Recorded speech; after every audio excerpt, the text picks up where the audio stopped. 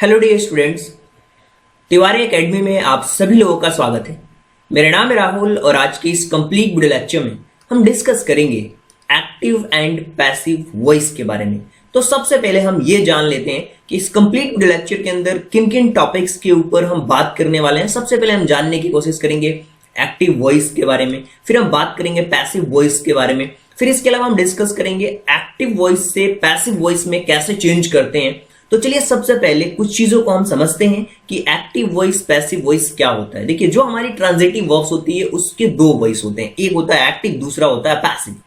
अब जो वॉइस होती है ये बताती है कि जो सब्जेक्ट ऑफ वर्ब है वो किस तरीके से एक्ट कर रहा है, किस चीज के ऊपर एक्ट कर रहा है, इन चीजों के बारे में बताती है कि जो हमारा एक्शन है, सब्जेक्ट का जो एक्शन है, जो वर्ब है वो किस तरीके से एक्ट करती है। इसको हम कुछ प्रैक्टिकल कुछ सेंटेंसेस हैं उनके थ्रू समझने की कोशिश करते हैं। इनको आप ऑब्जर्व करना इन सेंटेंसेस को, फिर आपको समझ आएगा कि एक्टिव और पैसिव वॉइस क्या होता है। कि सबसे पहली चीज यहां पे दिया हुआ है the peon rings the bell. इसका मतलब ये हुआ कि जो चपरासी है वो बेल बजाता है, राइट, वो घंटी बजाता है, चपरासी घंटी बजाता है। ये एक्टिव वॉइस है क्योंकि डायरेक्टली इस बात को कहा गया है। और इसी को अगर पैसिव वॉइस में चेंज करना हो तो आप इसी चीज को इस तरीके से भी बोल सकते हैं, द बेल इज रंग बाय द प्यून।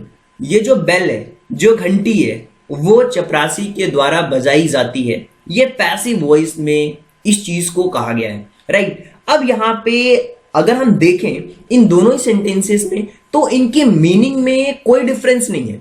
इनकी मीनिंग तो बिल्कुल ही सेम है। आप चाहें इस बात को इस तरीके से कह रहे हो कि the peon rings the bell, यानी कि जो चपरासी है वो बेल बजाता है, या फिर आप इस बात को कुछ इस तरीके से कह रहे हैं द बेल इज रंग बाय द प्यून, ये जो घंटी है वो चपरासी के द्वारा बजाई जाती है। आप दोनों ही बातें बिल्कुल सेम है, इनकी मीनिंग में कोई डिफरेंस नहीं है। लेकिन अगर इनको आप देखें तो दो बिल्कुल सिंपल वे में सेम चीजों को अलग अलग वे में कहा गया है, डिफरेंट वेज में कहा गया है, राइट। लेकिन अगर फर्स्ट सेंटेंस की बात करें, but in the first sentence जो सब्जेक्ट है वो परफॉर्म कर रहा है एक्शन, लेकिन वहीं सेकेंड जो सेंटेंस है उसके अंदर क्या हो रहा है, जो वर्ब है वो एक्शन परफॉर्म कर रही है। Subject of verb is act upon. यहां पे जो मीनिंग है बिल्कुल चेंज है, क्योंकि यहां पे जो हमारा ऑब्जेक्ट था वो सब्जेक्ट बन गया है सेकंड वाली जो सेंटेंस लिखा है उसके अंदर, और फर्स्ट वाले सेंटेंस के अंदर जो हमारा सब्जेक्ट था वो डायरेक्टली एक्शन को परफॉर्म कर रहा था। तो आपको ये बातें बिल्कुल ही क्लियर वे में समझ आ रही होगी कि अगर आपको समझना है कि जो वॉइस है वो क्या होता है, तो आप कह सकते हैं कि जो वॉइस है वो ये बताता है कि सब्जेक्ट का जो एक्शन है, जो वर्ब का वो एक्शन है, वो किस तरीके से हो रहा है उस सेंटेंस के अंदर।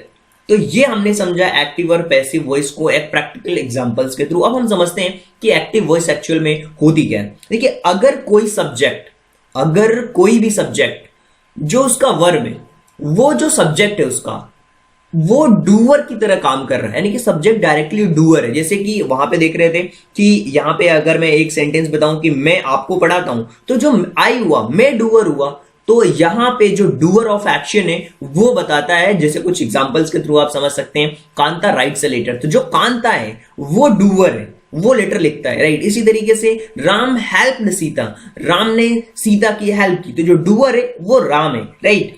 इसी तरीके से अगर आप पैसिव वॉइस को समझना चाहते हैं तो इसका ठीक आप कह सकते हैं कि अलग तरीके से आप समझेंगे कि जो रिसीवर ऑफ एक्शन होगा, सब्जेक्ट वो रिसीवर होता है एक्शन का, राइट। अब इसी सेंटेंस को मैं चेंज करके भी आपको बताऊंगा।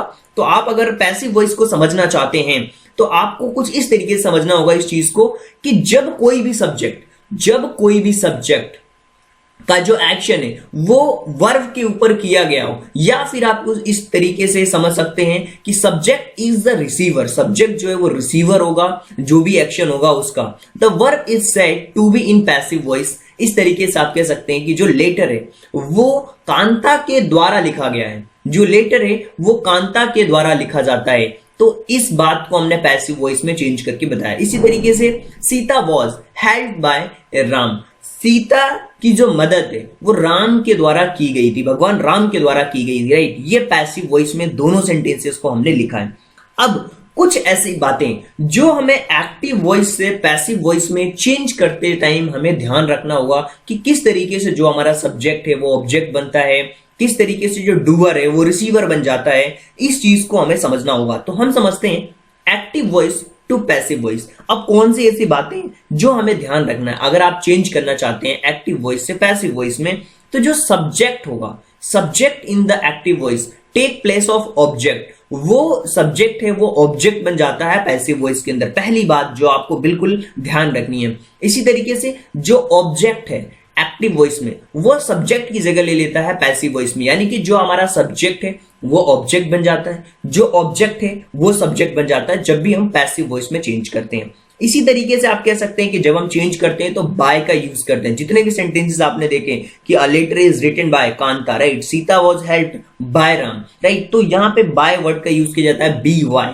कि अब यहां पे एक और चीज आपको ध्यान रखनी है कि हमेशा जब भी हम पैसिव वॉइस में चेंज करते हैं हमेशा वर्ब की थर्ड फॉर्म यूज होती है। वर्ब की third form used with the proper form, जैसे कि is, am, are, was, were, be, being, before, according to the tense.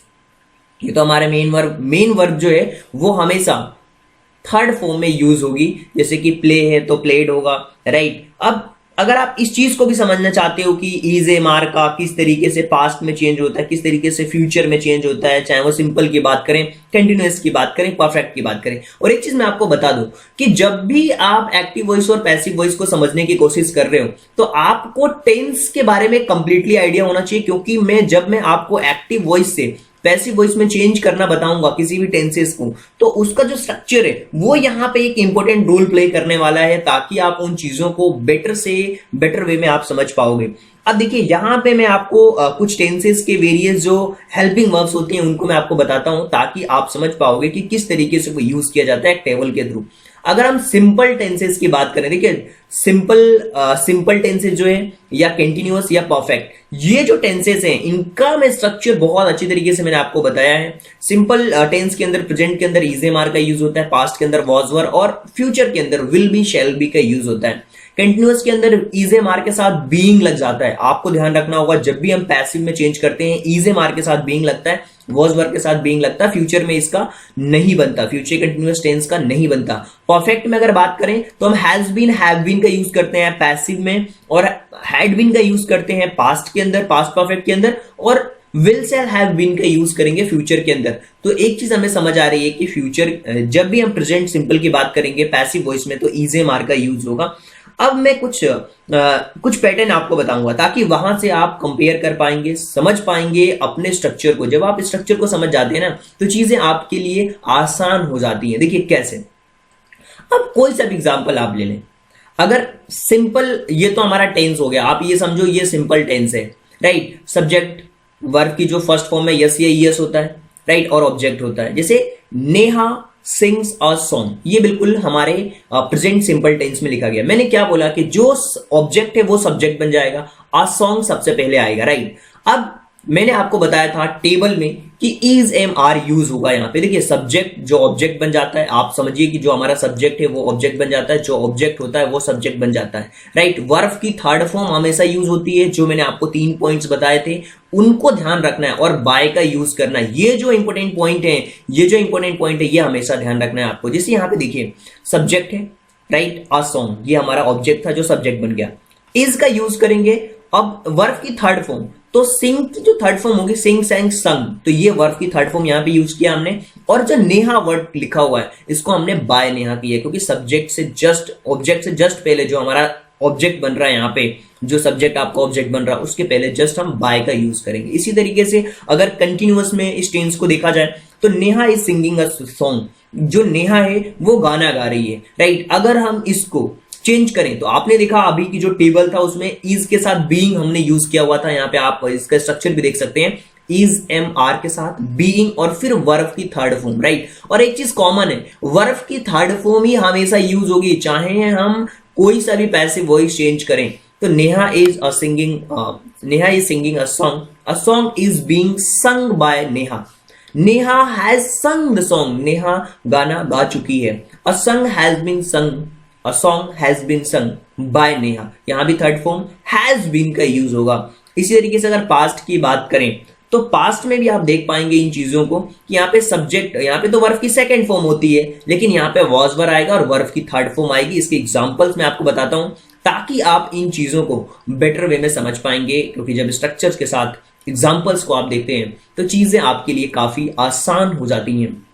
यहाँ पे नेहा sang a sung, यहाँ पे सेकंड फॉर्म यूज की गई है, यहाँ पे हमेशा थर्ड फॉर्म यूज होगी, चाहे हम इस वाले सेंटेंस में देखें, यहां भी देखें, यहां भी देखें, यहां भी देखें, इन सब जगह पे वर्ब की थर्ड फॉर्म यूज हो रही है। अब a sung was a song was sung by Neha, Neha ने गाना गाया, यहाँ पे एक गाना नेहा के द्वारा गाया गया था। Neha was singing a song, Neha गाना गा रही थी, पास्ट कंटिन्यूअस। अगर इसको पैसिव में चेंज करेंगे तो a song was being, was के साथ बीइंग का यूज होगा बाय नेहा। इसी तरीके से पास्ट परफेक्ट की बात करें तो हैड और वर्ब की थर्ड फॉर्म यूज होती है। तो Neha had sung by, Neha गाना गा चुकी थी। A song had been sung by Neha. और आपको पता है कि यहां पे जब हम परफेक्ट में चेंज करेंगे तो वर्ब की थर्ड फॉर्म आएगी, और फ्यूचर सिंपल की अगर बात करें, Neha will sing a song, Neha गाना गाएगी। A song will be sung by Neha, यहां पे चेंज कर लेंगे। स्ट्रक्चर केवल आपको पता होना चाहिए, टेंसेस के बारे में कंप्लीट आइडिया होना चाहिए।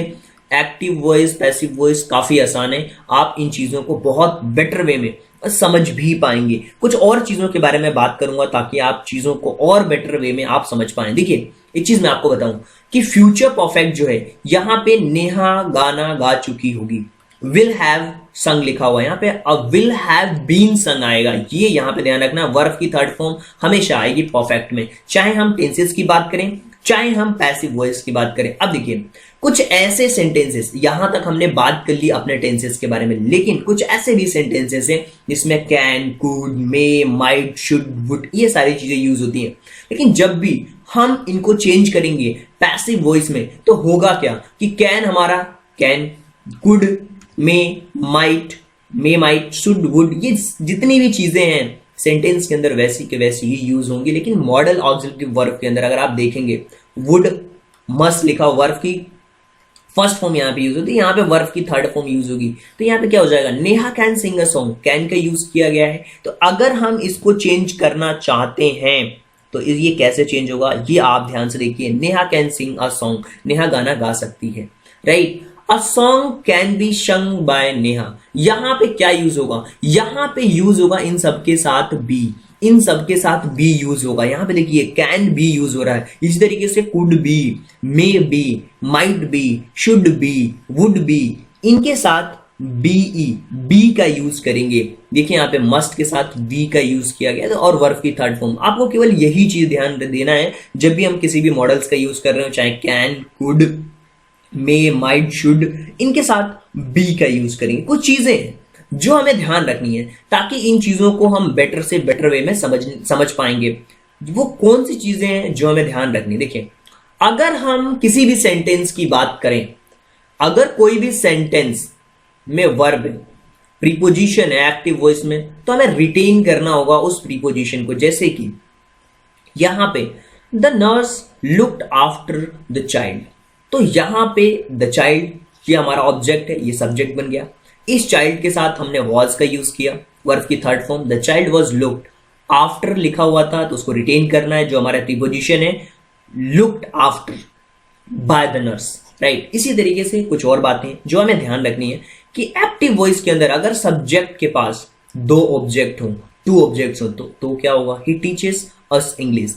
तो वहां पे पैसिव में भी क्या होगा, दो तरीके से उनके ऑब्जेक्ट्स को हम बना सकते हैं, दोनों तरीके से उस सेंटेंस को बनाया जा सकता है। ही टीचेस अस हिंदी, वह हिंदी हमें पढ़ाते हैं, वो हमें हिंदी पढ़ाते हैं। वी आर टॉट, अस का क्या हो जाएगा, वी हो जाएगा, राइट, वी का अस। अब वी आर टॉट, वर्ब की थर्ड फॉर्म, टीच है तो वर्ब की थर्ड फॉर्म आ गई टॉट। अब जो हिंदी है यहां पे हिंदी बाय हिम होगा, और या फिर अगर आप हिंदी से ऑब्जेक्ट को बना रहे हो तो Hindi is taught to us by him. ये दोनों ही सेंटेंसेस सही हैं, आप दोनों ही तरीके से इनके पैसिव वॉइस को बना सकते हो, कोई भी मिस्टेक नहीं होने वाली। अगर क्वेश्चन की बात करें तो आपको ध्यान रखना है कि जब भी इंट्रोगेटिव सेंटेंसेस आए तो इंट्रोगेटिव फॉर्म में ही सेंटेंसेस क्या होंगे, वैसे के वैसे यूज होते हैं। हेल्पिंग वर्ब का यूज करना है सब्जेक्ट से पहले, और जैसे जैसे हम क्वेश्चंस में यूज करते हैं वैसे इनको भी यूज करना है। जैसे कुछ मैं क्वेश्चंस वाले आपको एग्जांपल्स दूंगा ताकि आप इन चीजों को बेटर वे में समझ पाएंगे। अब यहां पे एक चीज दी हुई है, आप समझो, ही इज टेकिंग टी। अगर ये ऐसा लिखा होता, अगर नॉर्मल सेंटेंस लिखा होता तो he is taking tea, right. तो अब इसको हम कैसे बनाते, टी इज है, tea is being taken by he का हिम, राइट। अब इसको क्वेश्चन में बनाना है तो क्या करना, कुछ भी नहीं है, इज को आगे रख देना है। यहां पे हमने इज को आगे रख दिया, is tea being taken by him. ऐसे ही यू ईट मैंगोज, तो डू यू ईट मैंगोज, तो are mango eaten by you. इसी सेंटेंस को अगर आपको लग रहा है कि टफ है तो सबसे पहले आप सिंपल सेंटेंसेस में चेंज कर लीजिए इन सेंटेंसेस को और आप बना दीजिए। तो ये जो हमारी जो हेल्पिंग वर्ब वो सबसे पहले आएगी, are mango eaten by you. इसे डज ही हर्ट यू, तो are you hurt by him. Did the servant break the glass, तो was the glass broken by the servant. What did he teach you, what were you taught by him. Who helped her, by whom was she helped। देखिए, whom do you want, who is wanted by you। यहां पे बहुत simple है, चीजें आपको केवल समझना है कि क्वेश्चन में किस तरीके से हम चीजों को बना सकते हैं क्वेश्चंस के अंदर। तो ये मैंने आपको कुछ एग्जांपल्स बता दिए होंगे, आई होप कि बहुत सारा आइडिया आपको लग चुका होगा। अब मैं बताता हूं कुछ ऐसे सेंटेंसेस कि जैसे किसी ने बोल दिया इंपेरेटिव सेंटेंसेस, जैसे हेल्प द पुअर, तो उसको कैसे हम पैसिव में बनाएंगे। जैसे एक्टिव में लिखा है हेल्प द पुअर, गरीबों की मदद करो। कुछ और सेंटेंसेस है जैसे कि ओपन द डोर, दरवाजा खोलो। अब इसका भी क्या पैसिव बन सकता है क्या, बिल्कुल बन सकता है, काइंडली हेल्प मी, कृपया मेरी मदद करो। इस तरीके के जो सेंटेंसेस होते हैं कभी ऐसे आ जाते हैं ना, कभी कंफ्यूज हो जाते हैं, डोंट टेल अ लाई, झूठ मत बोलो प्लीज। हाँ, तो अब इनका हम पैसिव किस तरीके से बनाएंगे उसको देखते हैं। सबसे पहला जो आपके सामने एग्जांपल है वो हेल्प द पुअर। इसका मतलब क्या हुआ, इसको दो तरीके से आप बना सकते हो इस सेंटेंसेस को। पहला, लेट का यूज करते हैं जब भी इंपेरेटिव सेंटेंसेस हो तो let the poor B help, let the poor B help. या इसी सेंटेंस को अगर आप दूसरे वे में बनाना चाहते हो तो the poor should be help, the poor should be help, right. गरीबों की मदद करनी ही चाहिए या गरीबों की हेल्प होनी ही चाहिए। इस तरीके से आप इन चीजों को समझ सकते हैं। इसी तरीके से आप दिया हुआ है ओपन द डोर, तो हम क्या लिख सकते हैं, let the door be open. पहला, let the door be open, verb की थर्ड फॉर्म ही आएगी, बी का यूज करना है, ये चीज आपको ध्यान रखना है। मॉडल्स में भी कैन के साथ बी आता है, कुड के साथ बी आएगा, शुड के साथ बी आएगा, यहां भी इंपेरेटिव सेंटेंसेस में बी आएगा। पहला तो तरीका ये हुआ। दूसरा, the door should be open, the door should be open, तो ये यहां पे हम शुड बी का यूज कर सकते हैं। इसी तरीके से एक लिखा हुआ है काइंडली हेल्प मी, बना सकते हो कि you are requested to help me. Meaning को ध्यान देना है, कृपया आप मेरी मदद करो। You are requested to help me, don't tell a lie, let a lie not be told, let a lie not be told. या फिर a lie should not be told, a lie should not be told, झूठ नहीं बोला जाना चाहिए, right. अब कुछ चीजें हैं जो आपको ध्यान रखनी है।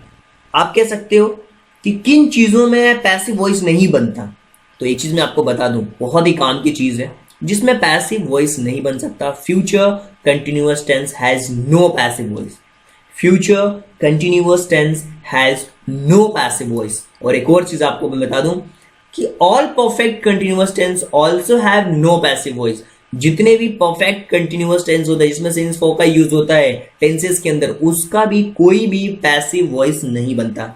तो ओवरऑल इस पूरे लेक्चर के अंदर हमने कुछ बातें जानी।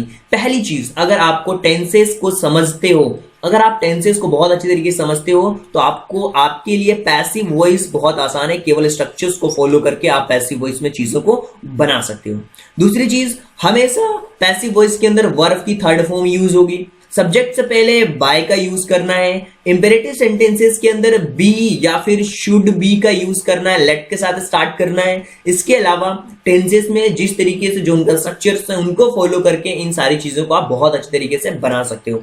और उम्मीद करता हूं कि जितनी भी चीजें मैंने आपको बताई हैं वो सारी चीजें आपको बहुत अच्छी तरीके से समझ आई होगी। अगर आपको फिर भी लगता है कि कोई डाउट है तो आप कमेंट बॉक्स में क्वेश्चन भी पूछ सकते हो। इसके अलावा आप हमारी गूगल प्ले स्टोर से एप्लीकेशन को डाउनलोड कर सकते हो। वहां पे बिल्कुल स्ट्रक्चर वाइज, पीडीएफ वाइज सारी चीजें आपको वहां पे मिल जाएंगी। इन्हीं का एक्सप्लेनेशन जो आप देख पा रहे हैं वीडियोज में, सारी पीडीएफ हमारी एप्लीकेशन में आपको मिल जाएंगी।